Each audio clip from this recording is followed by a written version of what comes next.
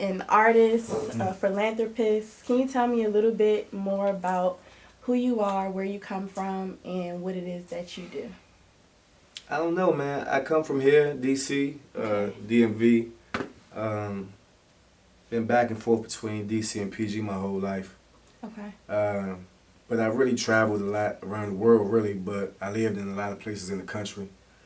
So I've been able to see things and get a different, I guess, perspective to kind of realize that it's bigger than just us individually. Okay. Like, so I lived in really bad places in Atlanta or in Miami or, these different, and I see the same type of circumstances that we go through here. So I guess when I came back here, opportunities presented themselves, kind of like a calling, right? So it happens and it keeps happening, and it's almost like a test to yourself, who you're going to be, what you're going to do type situation.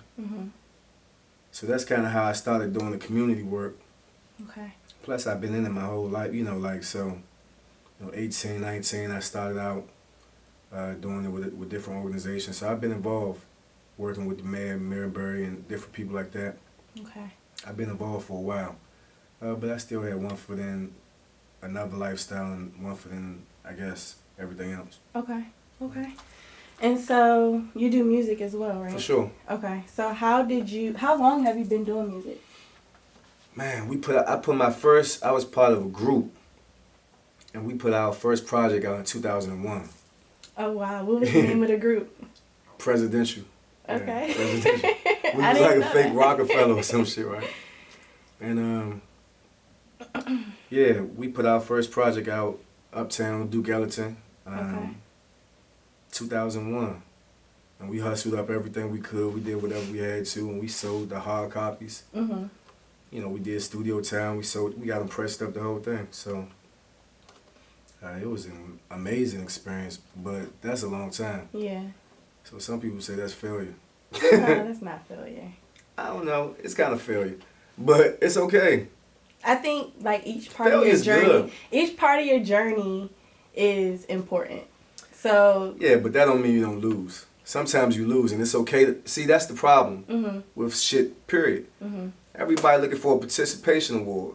It's alright to say I fucked up. It's alright to say I lost. I learned more from losses than from wins.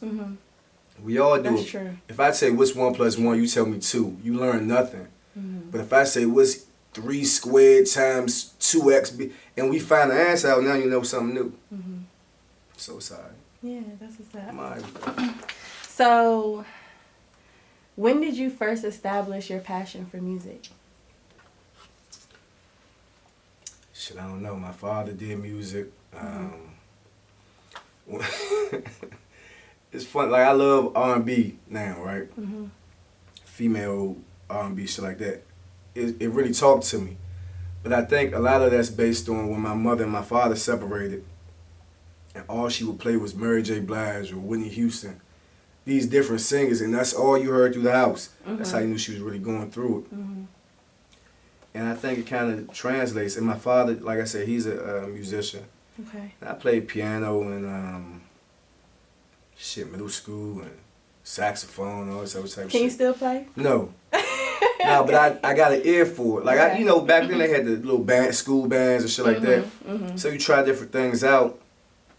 I'm not one of them guys that pretend like I never did none of that shit. I did the choir when I was in, like, you know what I mean? Like, a lot of us come up in the church. That's grandma take us or mama take us or whoever take us. So we hear them choirs and we part of that. Like, it's inside of us.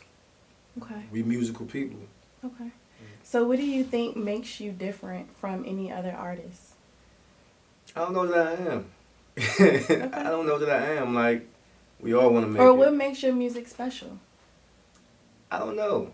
Okay. Listen, I'm an artist. Naturally, we deal with insecurities. Okay. So I can't really, I could give you a false bravado and tell you, well, I'm this, I'm that, whatever. What I will say is I think I speak a more universal language. Okay. Because I have been to all these places, lived and had to survive in all these places. It's not like when I live here, grandma live here, my uncles, my cousins live here. Yeah, we right here, something happened. I got a whole family to protect me. You be in Opalaka by yourself, and you survive. You be in College Park, East Point, all these different places, west side of Atlanta. You be in these places by yourself, like I was, and you survive that, and then we can have a conversation. So, you know, I think the way I see things is a little different. Okay. That's it. I think my perspective, that's it. Okay. So your first album, Crown. First official album, yeah. Yes, I'm sorry. Your That's official okay. first album, Crown. What does that stand for? Can't rely on weak niggas. Crown stands for can't rely on weak niggas for sure. Okay. And what was your inspiration behind that album? Damn. Okay, I've been wanting to do Crown, but then in 2014 I got locked up. Okay. And so that was kind of postponed for a few years. And then when I started back, when I got through that situation and I started back making music, I remembered the title and I came up with the acronym then. Okay. Because at first it was kind of just, you know, cosmetic, surface level shit. Okay. Crown, King, blah, blah, blah. But I went through a real trying time. I lost a good friend of mine. The whole neighborhood went up in a disarray. Friends, relationships. I'm sorry to hear that. Well, I appreciate you. All of these things kind of broke away, and at the end of the day, all you got is yourself. It's good to have people there for you and with you, but you got to tap into what's inside of you. And so I got heavy into spirituality, just different things, studying more, doing the work, self-work more. And even yourself, you can't be a weak nigga. So if you are weak, you can't even rely on that. So, you know, Facts. I had people think it was about, damn, well, no, man, this is all-inclusive, including myself. The whole album is talking about demons I deal with myself, you know, so. I like that. That's what's up. That's what's up. So, other than your mom playing R&B in the house, and I know that you're a big Tupac fan. Yeah, for sure. And Michael Jackson. And Michael Jackson? Okay. Huge. So who else inspired you musically? Shit. I think my three was Tupac, Bob Marley, and Michael Jackson. For three totally different reasons. Okay. Break it down for me. Mike,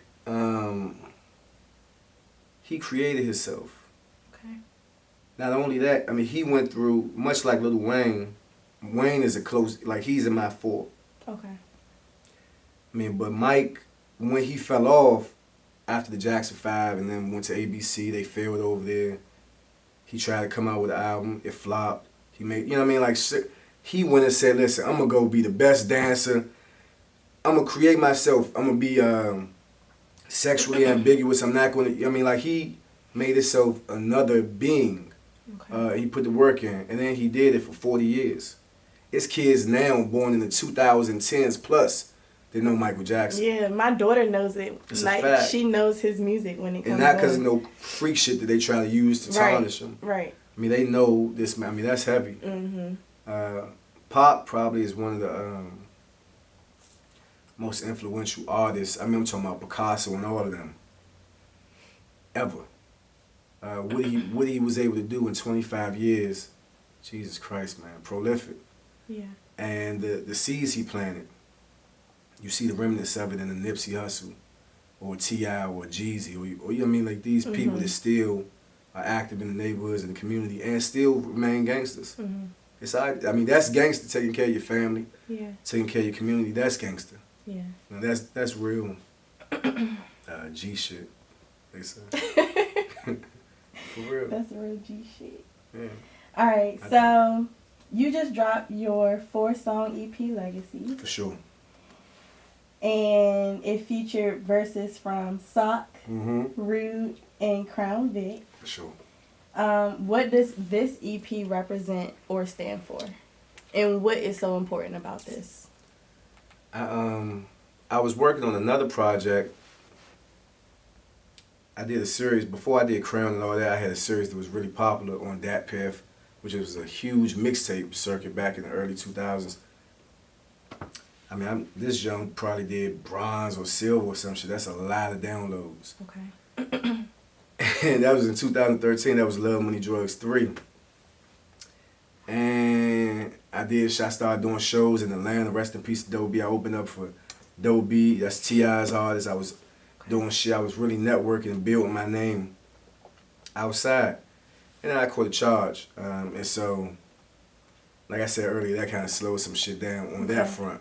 Okay. But when I wanted to come back after Crown, I didn't want to do nothing so cinematic and so thematic. I didn't want to do nothing so over the top. I wanted to kind of bring it back to the streets, I guess you could say, like make it real easy. Okay. And so I wanted to just continue the Love, Money, Drugs series. But I didn't want to cheapen it. It wasn't happening like I wanted it to. The production wasn't coming together. The sound wasn't coming together. I didn't want to force it. But these other songs I've been working on, I thought represented me post-Crown, before Crown, just overall. Okay. And so it's, I think, a pretty diverse collection of songs. 15-minute jump. Easy. You know, you can digest it real quick. I think it leave you wanting for more.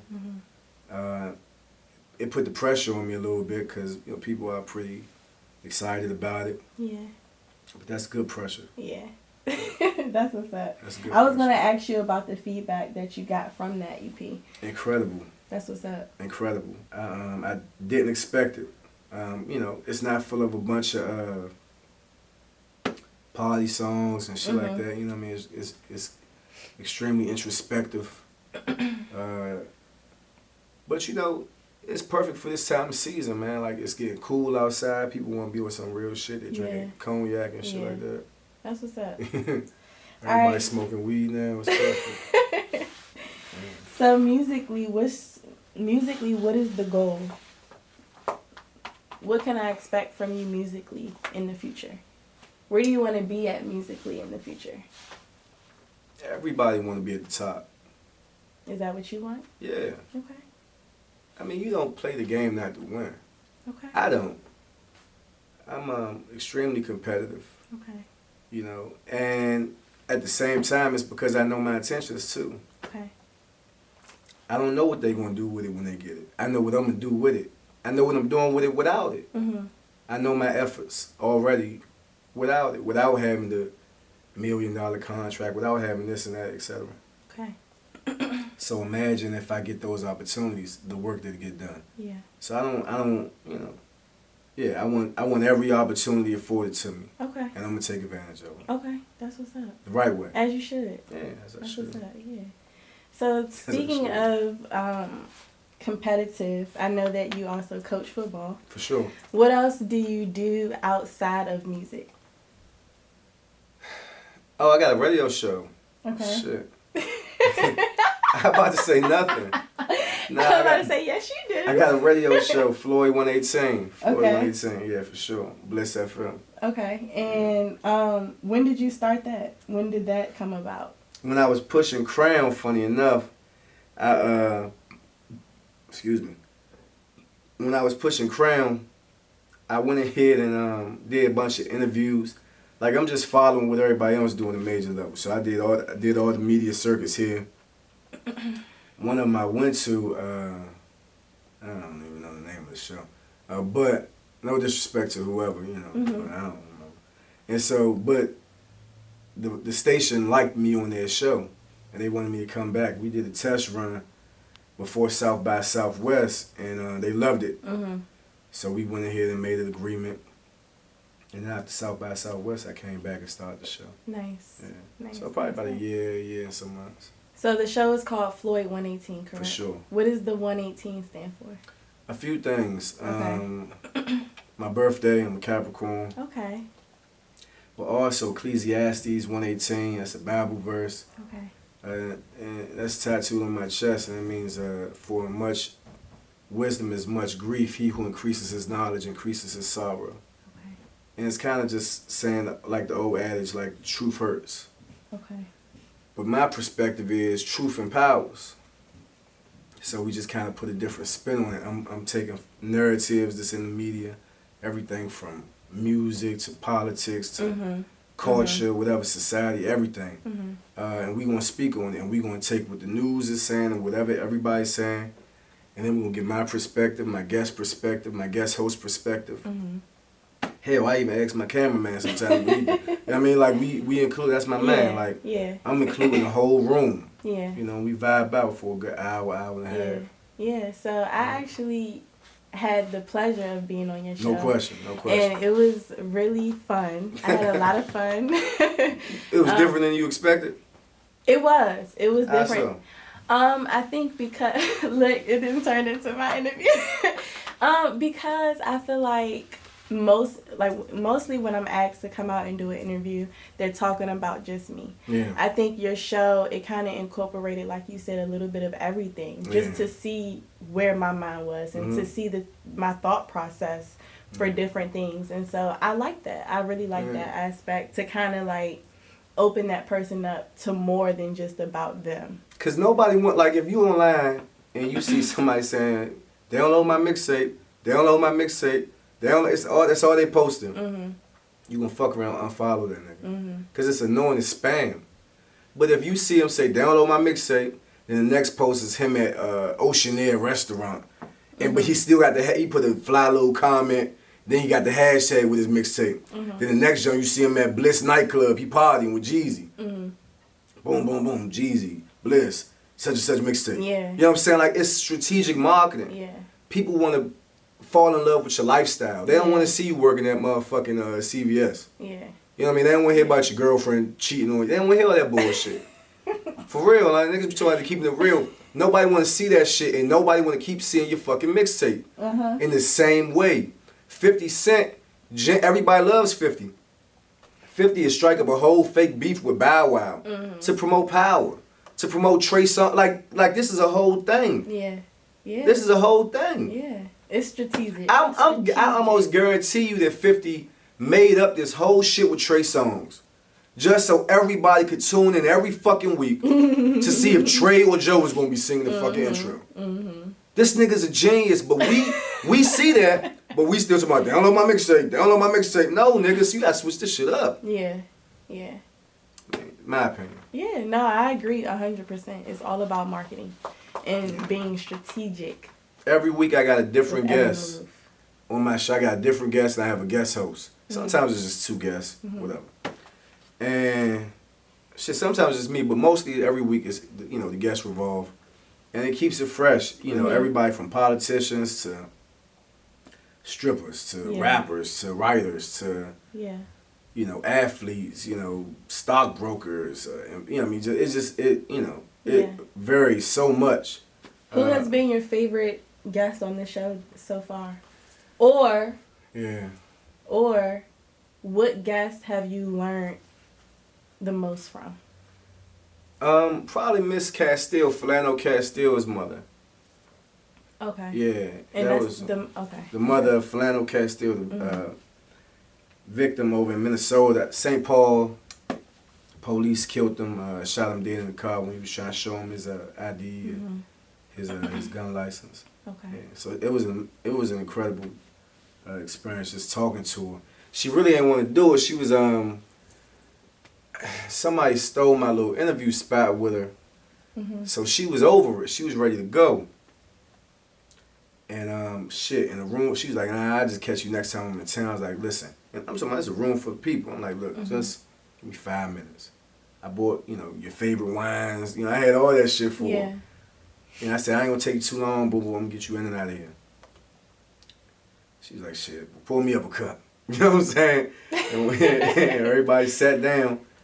And you know, we set the lights up, and we got it poured up nice. And she had this painting of Philando. She set it right next to her. Amazing, man. The strength. Yeah. Like, she, you know, just the poise she had. And by the end of it, you know, we were so close. We still follow each other on social media. That's what's up. You know, we still keep in contact. You know, when the thing happened with Nipsey, she reached out to me. You know, Cause she and Nipsey was close too. Okay. Yeah, so she reached out, you know, like we communicated about that, just, you know, telling me stay inspired and keep my head up and stay safe. Yeah. Yeah. That's powerful. That's what's up. Mm-hmm. That's what's up. All right, so I understand that you help with recently incarcerated individuals, is that correct? For sure. So you help them with getting back on their feet, getting jobs, and mental health care, yeah. everything, housing, shit, if they need clothes, if they need food, if they need whatever. Talk to me about that a little bit. Where did that passion to do that come from? Because it takes a lot to do that. Yeah, I know. I mean, just coming up here, we know a lot of people in them situations. Mm-hmm. Hell, myself, I couldn't, certain jobs I couldn't get. Okay. And you start to give up, and you start to get a certain disposition about it to where you don't even want to put forth any effort anymore. And so I always felt, for me, when I was doing this type of, you know, as I'm with these guys or females, whoever I'm working with, Mm-hmm. it's important for me to reinstill that I'm here with you. I'm here. You know, even when we get into it, sometimes I get into it, these guys been dope fiends and drug addicts for 30, 40 years, some of them, you know. So they're going to fight the system. They're going to fight me. They're going to, you know. But whatever I can do, I mean, we just figure it out. We figure it out. So it's a beautiful thing. Okay. So, I think, was it yesterday? So, yesterday, while you were doing your show, I seen that you had posted, like, a little clip. And, like, in the clip, I saw a book sitting in front of you. Yeah. And it was A Boy's Life in the Age of Incarceration. Slug. By Tony Lewis Jr. Lewis, yeah, for sure. Shout out to Tony Lewis. Did you finish the book? Yeah. So what was the most important takeaway from that book? It's so many. So like, Tony Lewis went to the same. His father was Tony Lewis Jr. His father, Senior, was like really one of the biggest drug dealers. Whatever they say, right? Mm-hmm. He was that guy. Okay. Icon in the city, right? And so it's a part in the book he talked about where his father took him to this some school, St. Margaret's. Okay. My father took me to the same jump. For like, real? so, yeah, I guess all the guys that used to do their thing back then. I mean, it wasn't like a prep school, but it was a jump. We had to wear a little uniform and shit like that. Mm-hmm. So stuff like that. So that's what we seen growing up. Mm-hmm. DC in the 80s and the 90s. I remember it vividly. The 90s, going down to the basketball games at Georgetown Hoya Stadium or down at Berry Farms, and just everything. Seeing Allen Iverson when he first came to the city, when he first got here, fresh out of jail, when he first came to Georgetown, ran up to him, shook his hand, shit like that.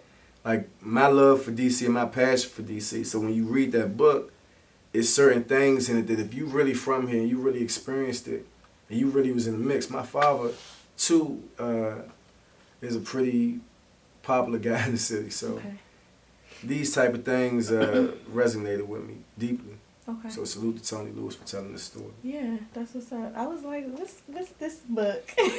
So the show was called Hometown Heroes. Shout out to Audio Mac and Live Nation. They had me sponsor an episode for the Wale concert. Mm-hmm. Give out tickets, and you know, so you know, I had 2 females on there that I feel like are hometown heroes. Mm-hmm. I wanted to pay homage to the book as well. Yeah, that's what's up. That's what's up.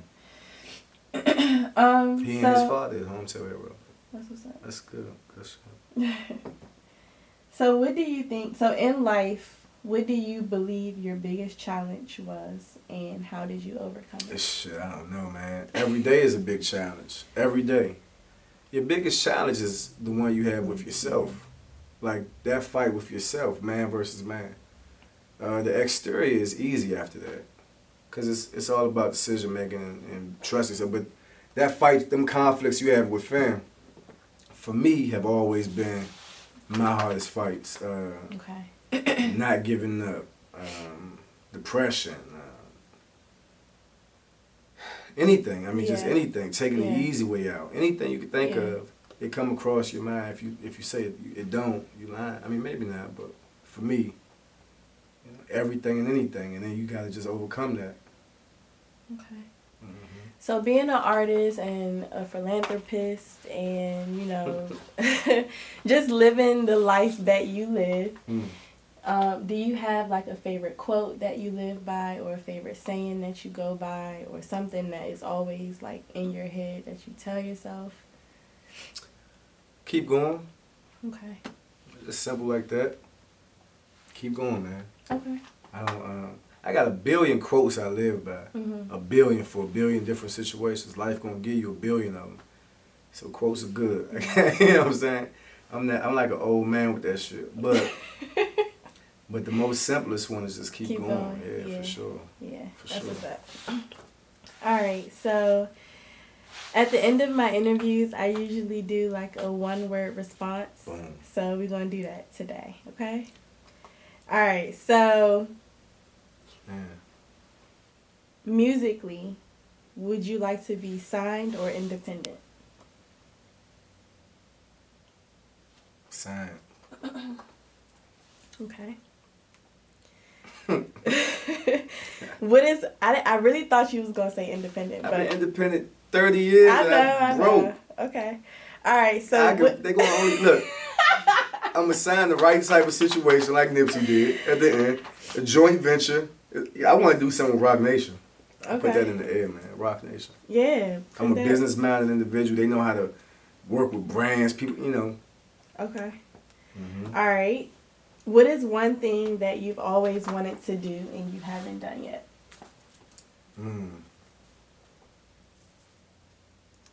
I got a couple.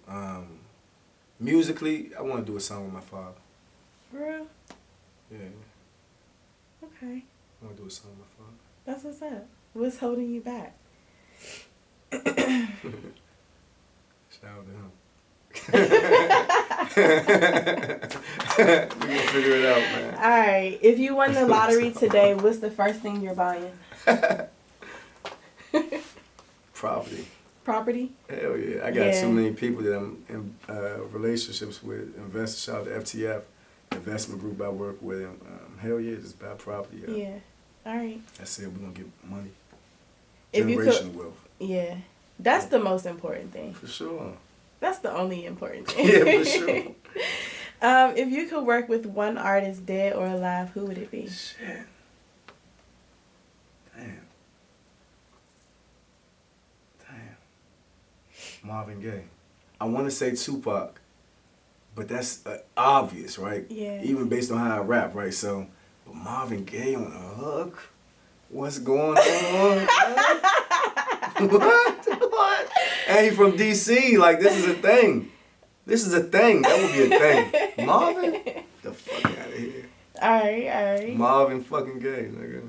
What's the first thing that you look for in a woman?